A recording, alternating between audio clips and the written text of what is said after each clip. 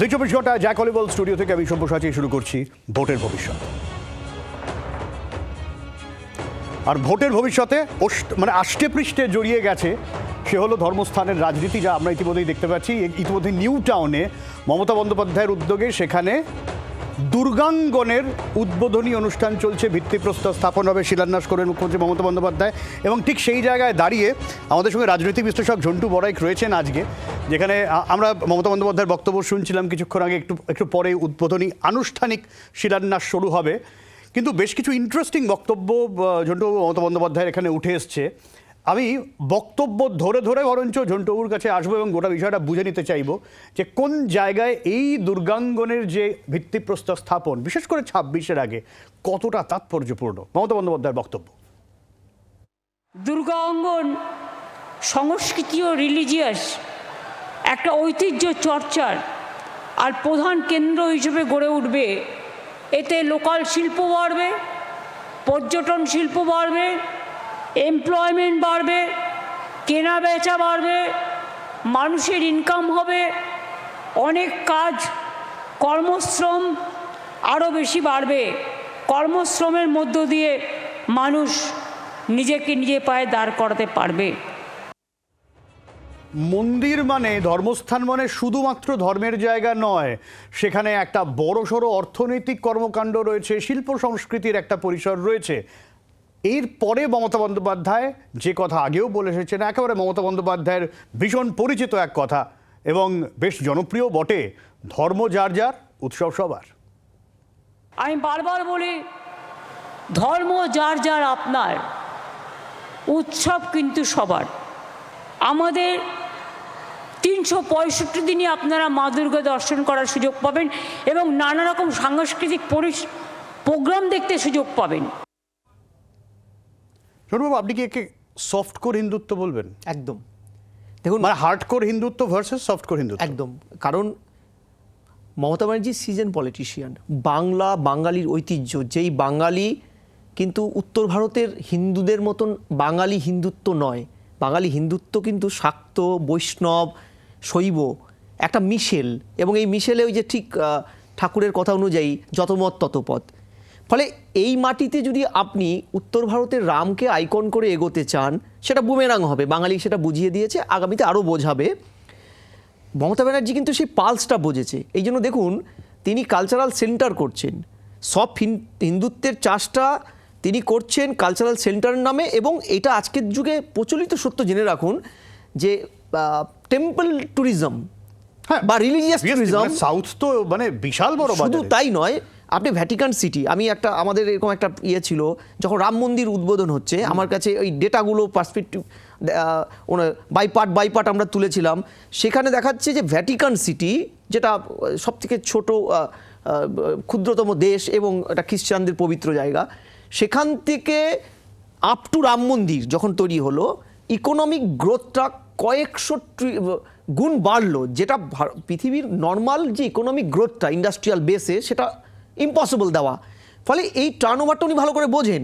তার মানে হলোটা কি, যে রাম আইকন করে বিজেপি যে পশ্চিমবঙ্গের বাঙালির মধ্যে উগ্র হিন্দুত্বকে পুট করতে চাইছিলেন, যেটা টু সাম এক্সটেন্ট সফল হয়েও আবার বিফল হচ্ছিল, সেই জায়গাতে তিনি আটকালেন সফট হিন্দুজম। এবং বাঙালির যে বাঙালির যে হিন্দুত্বটা ওই আমি বললাম মিশেল, 3টে স্তরের মিশেল। যে ঠাকুরের কথায় যে তুমি পুকুরে যে ঘাটেই তুমি স্নান করো না কেন, একটাই জায়গায় সেই জল। ফলে এই জায়গায় দাঁড়িয়ে মানে বিরোধীরাও খুব স্বাভাবিকভাবে ওটা বিষয়টাকে ইস্যু করছে এবং কড়া সমালোচনার জায়গায় নিয়ে যাচ্ছে। শুভেন্দু অধিকারী বক্তব্য শুনি, সুজন চক্রবর্তী কি বলছেন শোনাই। এখানে করছেন সেটা শিল্পের জায়গা, শিল্প তাড়িয়ে সব করছেন এবং সেখানে টেন্ডারও হয়নি, ওয়ার্ক অর্ডারে নেই। এটা একটা ভুয়া। মমতা ব্যানার্জিকে সবাই চোর বলতো, আজ থেকে ওনার নাম হলো ভুয়া মুখ্যমন্ত্রী। ভুয়া। তৃণমূল বিজেপি দুয়ে মিলিয়ে মানুষের জীবন জীবিকার ইস্যুগুলোকে বাদ দিয়ে দিচ্ছে। কে মন্দির করবে, কে মসজিদ করবে, কে সকালে মন্দির করে বিকেলে মসজিদ করবে, কে বিকেলে মসজিদ করে দুপুরে গিয়ে মন্দির করবে, মানুষের নিজস্ব ইস্যুগুলো থেকে সরিয়ে দিয়ে কার্যত মানুষের সর্বনাশ করার ব্যবস্থা এখনকার রাজনীতিতে বিজেপি আর তৃণমূল করে চলেছে।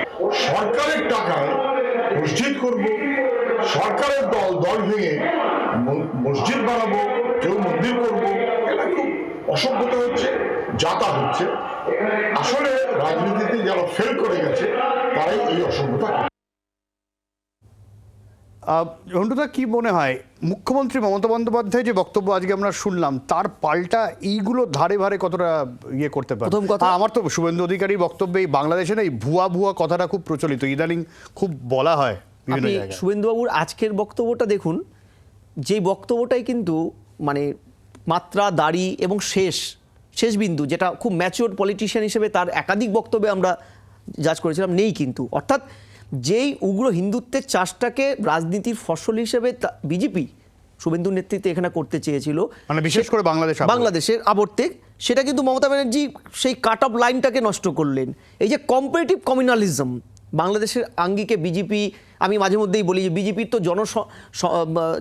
জনগণের সাথে যে একটা নিবিড় যোগাযোগ, সংগঠন নেই, শুধু বিভিন্ন কেন্দ্রীয় এজেন্সিকে শক্তিশাল করে, তারপরে হাইকোর্টের রায়গুলোকে উৎস করে এবং বাংলাদেশের ইস্যুগুলোকে পশ্চিমবঙ্গের আঙ্গিকে দেখিয়ে একটা কম্পারেটিভ কমিউনালিজম করে তিনি ভোটে এগোচ্ছেন। কিন্তু অপরপক্ষে বাঙালি সত্তা, হিন্দু বাঙালি সত্তা, যে সত্তায় একটাবার আমরা বিচ্ছিন্ন হয়েছি, দেশ ভাগ হয়েছে, আমরা কষ্ট সহ্য করেছি, তারপরেও কিন্তু আমাদের সত্তাটা উত্তর ভারতীয় হিন্দুত্বের সত্তার সাথে মেলে না।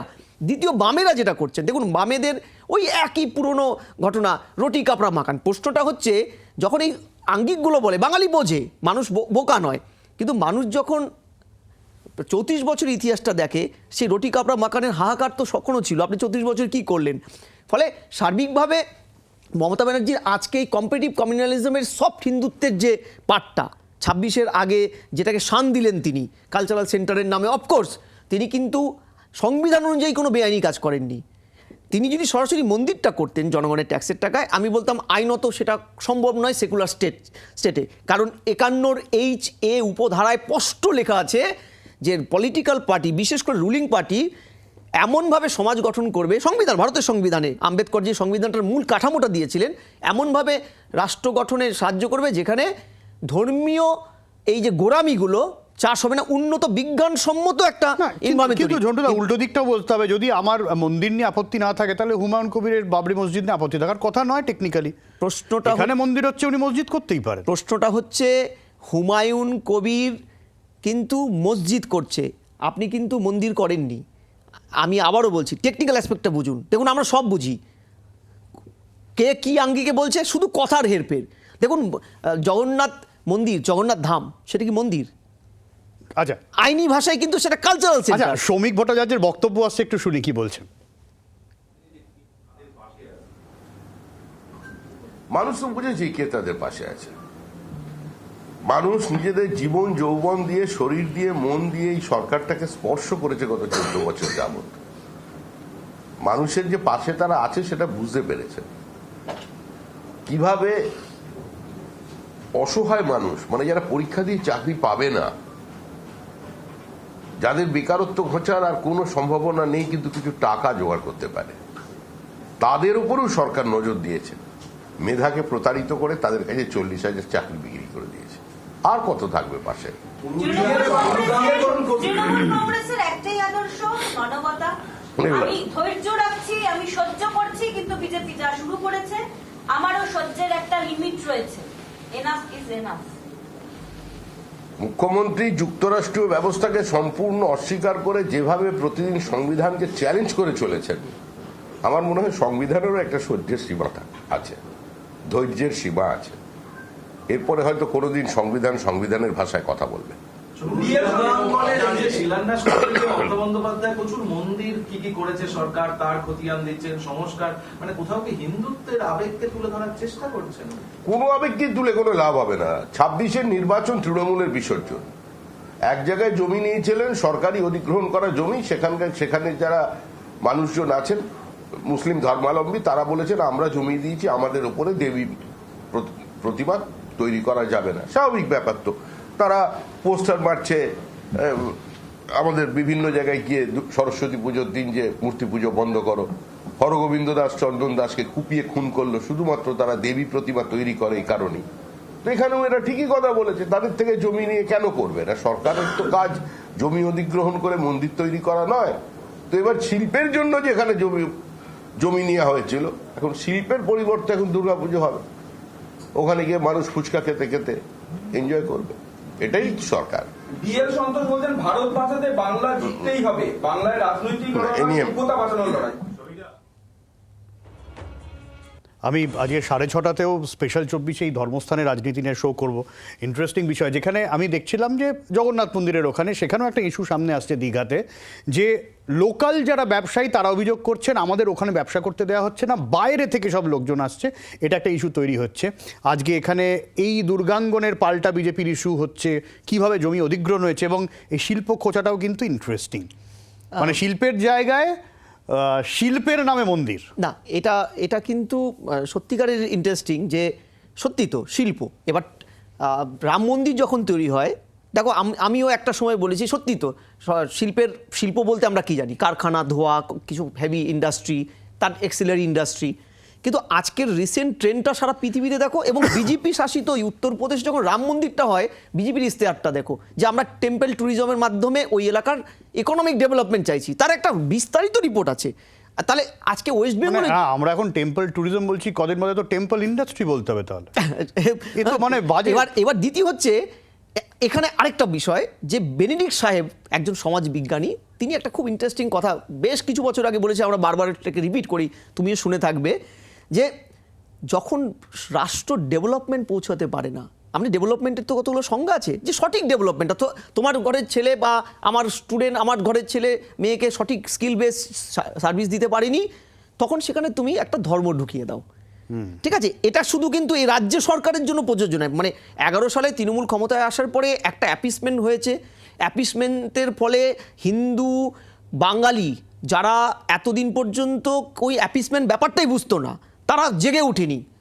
হোক না হোক মমতা ব্যানার্জির একটা অ্যাপিসমেন্টের আবর্তে বিজেপি তাদেরকে দাঁড় করাতে পেরেছে, এবং লাস্ট নির্বাচনগুলোতে একটা বড় অংশের হিন্দু ভোট, টোটাল বিজেপির ভোটের 88% হিন্দু ভোটটা তারা বিজেপি পেয়েছে। অর্থাৎ হিন্দু ভোট কোথাও কোথাও যেন কনসলিডেটেড হচ্ছে। মমতা ব্যানার্জি সিজন পলিটিশিয়ান এটা বোঝেছে, তাই এক ঢেলে অনেকগুলো পাখির মারার একটা কৌশলের পাঠ হিসেবে তার ওই টেম্পল ট্যুরিজমের পার্টটা, মন্দির ইন্ডাস্ট্রি। আচ্ছা, আমি এই জায়গা থেকে একটু আজকে মমতা বন্দ্যোপাধ্যায়ের বক্তব্যের একটু জিসটা বুঝে নেবো। শ্রেয়সী রয়েছেন আমাদের সঙ্গে, শ্রেয়সী শুরু থেকে আজকে অনুষ্ঠানে ছিল, শ্রেয়সীর কাছ থেকে বুঝে নিই ঠিক মমতা বন্দ্যোপাধ্যায় আজকে দুর্গাঙ্গনের শিলান্যাস অনুষ্ঠানে ঠিক কি বললেন। শ্রেয়সী, একেবারে দেখো, আজকে যখন এখানে বক্তব্য রাখছিলেন তিনি, তখন সেই বক্তব্য রাখার সময় তিনি নিজেই বলেন যে অনেকে আমাকে বলেন অ্যাপিজমেন্টের কথা, কিন্তু কার্যত সেই বক্তব্য রাখতে গিয়ে তিনি স্পষ্টত বলেন যে এক্ষেত্রে তিনি কোনো অ্যাপিজমেন্ট করেন না, সেক্ষেত্রে তিনি সব ধর্ম তার কাছে সমান। এবং এই প্রসঙ্গে বলতে গিয়ে তার যেটা বক্তব্য ছিল, যে বিভিন্ন সময় অর্থাৎ গত প্রায় 14.5 বছরে বিভিন্ন সময় সর্বধর্মের যে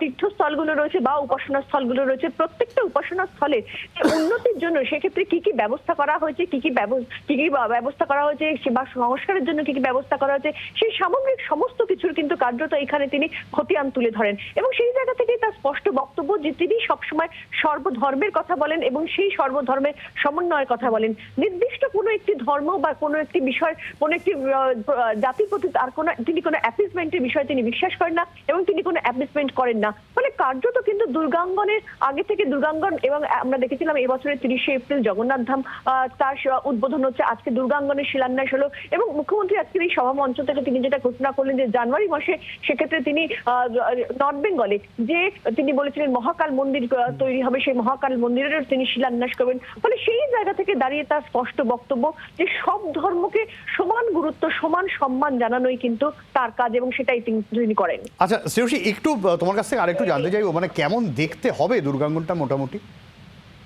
দেখো, দুর্গাঙ্গনের যেটা এখনো পর্যন্ত যেটা মুখ্যমন্ত্রী যেটা জানিয়েছেন যে 2 বছরের মধ্যে যে এই কাজটা, সেই কাজটা শেষ করার একটা প্রক্রিয়া হবে। এবং এক্ষেত্রে যেটা তিনি যে তথ্য দিচ্ছেন, সেই তথ্যটা তিনি বলছেন যে আগে একটা জায়গায় জমি দেখা হয়েছিল, কিন্তু সেখানে সেটা ছিল প্রায় 12 একরের মতন, কিন্তু এই জায়গাটা, সেই জায়গাটা কিন্তু অনেকটা বড়, 17 একরের কিছু বেশি জায়গা নিয়ে এখানে হবে। এবং এখানে যে মূল যে মন্দির, সেই মূল এখানে তিনি বলছেন যে 2 লাখ বর্গ ফুটের মতন টোটাল যে এরিয়া, সেই এরিয়াটা হবে। 1008টা স্তম্ভ তৈরি হবে এবং সেক্ষেত্রে 55 মিটার লম্বা হবে। এক্ষেত্রে মূল যে মন্দিরটা, সেই মন্দিরটা 55 মিটার লম্বা হবে এবং এক্ষেত্রে তার যেটা বক্তব্য যে 300-এরও বেশি গাছ লাগানো থাকবে এবং এই যে মূল মন্দির, সেই মন্দির বা মন্দিরের চারপাশের যে অংশ, সেখানে 20% এরিয়াতে শুধুমাত্র এয়ার কন্ডিশন লাগবে, বাকিটা সানলাইটের উপরেই কিন্তু সেক্ষেত্রে নির্ভর করা হবে। গোল্ড সার্টিফাইড গ্রিন বিল্ডিং হবে, এমনটা কিন্তু তিনি বলছেন। এবং এক্ষেত্রে তার যেটা বক্তব্য যে এই জায়গা থেকে দাঁড়িয়ে তিনি যেটা মনে করছেন যে গোটা যে কাজটা, অর্থাৎ দীঘার জগন্নাথ ধামের যে কাজটা যারা করেছিলেন তারাই এই কাজটা করবেন এবং একটা বড় একটা ভেতরে একটা মন্দিরের চারপাশের মধ্যে একটা বড় চত্বর থাকবে যেখানে 1000 লোক একসঙ্গে বসতে পারবেন। ফলে সামগ্রিক সমস্ত কিছু নিরিখে তিনি যেটা বলছেন যে এটা কিন্তু অন্যতম, শুধুমাত্র এই রাজ্য নয়, বিশ্ব নয়, বরঞ্চ কিন্তু তিনি বলছেন যে এক্ষেত্রে অন্যতম কিন্তু একটা গুরুত্বপূর্ণ একটা জায়গা তৈরি হতে চলেছে, যেটা শুধুমাত্র এই রাজ্য বা এই দেশ নয়, গোটা বিশ্বের ক্ষেত্রে অত্যন্ত গুরুত্বপূর্ণ এবং আকর্ষণীয় জায়গা হতে চলেছে। অনেক ধন্যবাদ শ্রেয়সী। আমারও মনে পড়ছে না ঝন্টুদা, দুর্গা মন্দির এইরকম বড় খুব একটা আছে বলে, কিন্তু ইন্টারেস্টিং 2 বছর পর মন্দিরটা যখন হবে ঘাড়ের কাছে কিন্তু আবার লোকসভা ভোটও চলে আসছে, বা জাস্ট টার্গেট লোকসভা। হ্যাঁ, মানে সর্বভারতীয় স্তরে মমতা ব্যানার্জি ব্যর্থ কংগ্রেসের জায়গাটা নেবেন, মুখ হিসাবে তিনি উঠবেন, যেভাবে হোক, বিরোধী নেত্রী হিসাবে হোক বা যদি রুলিং পার্ট হিসাবে উঠে আসেন, এটা যেমন একটা তার টার্গেট। দ্বিতীয় জিনিস যেটা আমি তোমায় বলি যে দেখো, এই মুহূর্তে প্রধান বিরোধী দল, সংখ্যাতত্ত্বের ভিত্তিতে প্রধান বিরোধী দল বিজেপির সাথে তৃণমূলের ভোটের ডিফারেন্সটা কত? 7%। আমি ভোটের যদি হিসাবটা করি, 88% বিজেপির টোটাল ভোটে 88% হিন্দু ভোট আর 9% হচ্ছে মুসলিম ভোট। কোয়াইট ইন্টারেস্টিং, 9% ভোটটা কিন্তু মুসলিমদেরও বিজেপির পেয়েছে, সেটা রাষ্ট্রবাদী মুসলিম বলো, যে সংজ্ঞায় দাও। মমতা ব্যানার্জি ভালো জানে যে জাফরাবাদ, এই মুর্শিদাবাদে জাফরাবাদের ঘটনার পরে কিন্তু হিন্দু ভোটটা এবং বাংলাদেশে নিরন্তর সংখ্যালঘু নিধনে পশ্চিমবঙ্গের আঙ্গিকে যেভাবে প্রচারটা বিজেপি করছে তার পুরো মেশিনারিজ দিয়ে, সেটাকে আটকাতে গেলে বাঙালি অস্মিতাতে শান দিতে হবে। এই বাঙালি অস্মিতা যেটা উত্তর ভারতীয় অস্মিতার থেকে একদম আলাদা হিন্দুত্বের। কিন্তু দেখো, এই যে জাফরাবাদের কথা তুমি বললে, সেটা হচ্ছে একই জায়গায় হুমায়ুন কবিরের ফ্যাক্টরও কিন্তু আছে। মানে সংখ্যালঘু যেখানে একেবারে কনসোলিডেটেড ছিল তৃণমূল কংগ্রেসের জায়গায়, সেই জায়গাটা একটা বড়সড় ধাক্কার। না, আমি কিন্তু বিশ্বাস করি না। হুমায়ুন কবিরকে দল সাসপেন্ড করেছে। Suspension is not a punishment নর এ স্টিগমা। সাসপেনশন তাকে কিন্তু বহিষ্কার করেনি। আজকে একটা বলি যে বিরোধীদের একটা, কেন সাধারণ মানুষ, নন পলিটিক্যাল, আমি যদি একটা রাস্তায়, তুমি তো ইঙ্গিত দিচ্ছ যে হুমায়ুন কবির প্রয়োজনে আবার, আমার মনে হয় কোথাও যেন, আমার কোথাও যেন মনে হয় 125টা যে মুসলিম বিধানসভা, যেটা কনসোলিডেটলি 92% ভোটটা কনসোলিডেট করেছিল লাস্ট নির্বাচনে মমতার দিকে, সেটা অনেকটা স্ক্যাটার্ড হয়েছে। সেই স্ক্যাটার্ড সংখ্যালঘু ভোটটাকে মমতা ব্যানার্জি হয়তো হুমায়ুন কবিরকে দিয়ে একটা কনসোলিডেটেড ফর্মে আনছে। কারণ কেউ বলেন হুমায়ুন হচ্ছে বিজেপির লোক। একটা কথা বলি, হুমায়ুন বলে আমি কারণ নয়। ভোট সাইকোলজি বলে সংখ্যালঘুরা সারা পৃথিবীতে যে কোনো সম্প্রদায়ের লোক সংখ্যালঘু, কোনো না কোনো দেশে, বাংলাদেশে হিন্দুরা সংখ্যালঘু, তারা সবসময় প্রো পাওয়ার কেন্দ্রিক। একজন সংখ্যালঘু, ধরো মমতা ব্যানার্জি সংখ্যালঘুদের যতটা দিয়েছে তার চেয়ে অনেক বেশি সংখ্যালঘুরা মমতা ব্যানার্জিকে দিয়েছে। এই সংখ্যালঘু প্রীতিতে কংগ্রেস সিপিএম মমতা ব্যানার্জি থেকে অনেক এগিয়ে, কিন্তু সংখ্যালঘুরা কি কংগ্রেস সিপিএমকে ভোট দেয়? ঠিক। এবং প্রশ্ন হচ্ছে, এরা জীবন দিতে পারে তোমার জন্য, ভোট দেবে না তোমাকে। আচ্ছা, এই জায়গা থেকেই দুর্গাঙ্গন আজকে কেন এর প্রয়োজন সেটা মমতা বন্দ্যোপাধ্যায় কিন্তু আগে ব্যাখ্যা করেছেন, শুনি। দুর্গাপুজো তো ঘরে ঘরে হয়, পাড়ায় পাড়ায় হয়, ক্লাবে ক্লাবে হয়, তা সত্ত্বেও আর একটা দুর্গাঙ্গন করার প্রয়োজন কোথায়? প্রয়োজন এই কারণে, যেটা আমাদের জাতীয় উৎসব হিসেবে ইউনেস্কোর কাছ থেকে সম্মান পেয়েছি, সেই সম্মানটাকে সংরক্ষিত রাখার জন্য আজকের দিন এবং ভবিষ্যৎ প্রজন্মের জন্য এই দুর্গা অঙ্গন 365 দিনই আপনারা দেখতে পাবেন। একদম পুরো বাঙালি আবেগ যেখানে ইউনেস্কো, তাহলে তো টেকনিক্যালি আমাদের কালী পুজোও কিন্তু এবারে পেলো। হ্যাঁ, আমি বলছি যত দেখবে চৈতন্য আইডিয়াল হচ্ছে, মানে তোমাকে একটি হিন্দুত্বকে কাউন্টার দিতে গিয়ে ওই যে কম্পিটিটিভ কমিউনালিজম রামের কাউন্টার জগন্নাথ। ইয়েস, কারণ রাম মর্যাদা পুরুষোত্তম, অস্বীকারের জায়গা নেই, কিন্তু বাঙালি রাম ভক্ত হনুমানকে অনেক বেশি আপন করেছে, ইতিহাস তাই বলে। আমরা তুলসীদাসী রামায়ণ করেছি, কাশীদাসী রামায়ণ আমাদেরকে নতুন আঙ্গিক দিয়েছে। তুমি শুনলে অবাক হবে, বাংলায় অন্তত 1000-এর উপরে রামায়ণ লেখা হয়েছে, সেখানে বহু জায়গায় আছে রাম ভিলেন, সেখানে সীতাময় রামায়ণ হয়েছে, সেখানে রামকে, আমাদের মধুকবি তো রাবণকে হিরো বানিয়েছে। ফলে আমাদের দৃষ্টিকোণটা কিন্তু উত্তর ভারতীয় দৃষ্টিকোণ নয়। আমি খুব ছোটোবেলায় দেখতাম আমাদের এখানে পশ্চিমা, মানে বিহারিদের তখন পশ্চিমা বলা হতো, তারা আমাদের সাথে মানে কুশল বিনিময় করতো সিয়ারাম বলে। আমাদের যেটুক রাম সেখানেও সীতা আগে। ফলে মমতা ব্যানার্জি কিন্তু গ্রাসরুট পলিটিক্সটা বোঝে। তাই এই যে এবার তুমি গ্রাসরুটের কথা বললে, আমি সাড়েছড়া রিসার্চ করতে করতে দেখছিলাম, আমি আরও ডিটেল সাড়েছড়া জানাবো, মানে জঙ্গলমহলের গ্রামে গ্রামে ছোট ছোট হনুমান মন্দির তৈরি হয়েছে, ইভেন মারাংবুরুর থান তৈরি হয়ে গেছে প্রচুর। একদম। আমি তোমাকে বলছি 19-এর নির্বাচন, আমরা তখন পুরুলিয়ায় সার্ভে করছি একটা সংস্থার থেকে, তখন বিজেপির হাওয়া ভয়ানক এই ST/SC বেলগুলোয়। পুরুলিয়ায় ব্যাপক সাড়া পেয়েছে, উত্তরবঙ্গে বিপুল সাড়া পেয়েছে বিজেপি এমপি ইলেকশনগুলোয়। সেখানে দেওয়ালে দেওয়ালে লেখা হচ্ছে যে, আমরা জিজ্ঞাসা করেছিলাম আদিবাসী বেলগুলোতে, বলছে বিজেপি তো ব্রাহ্মণ্যবাদী দল, রাম ওদের ভক্ত, কিন্তু আমরা মারাংবুরুর, তাহলে আপনারা সমর্থন করছেন? বলছে না, আমরা সমর্থন করছি না, ইস্যু ভিত্তিক সমর্থন করছি, কারণ 18তে আমার ভোটটা মমতা করতে দেয়নি, পঞ্চায়েত ভোট, এটা একটা ইস্যু।